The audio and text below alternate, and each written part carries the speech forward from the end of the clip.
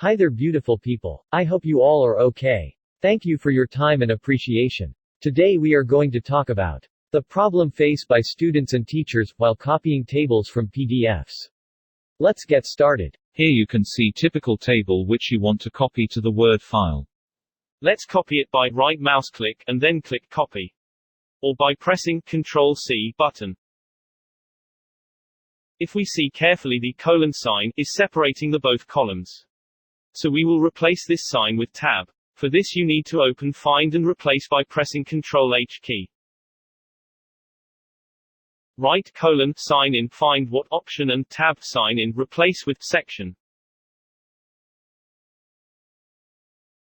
Now press Replace All button.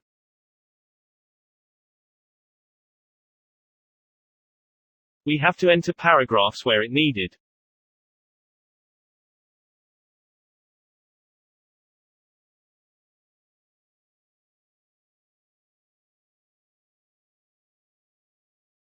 And for the final step, select your text and go to Insert Table and click Insert Table.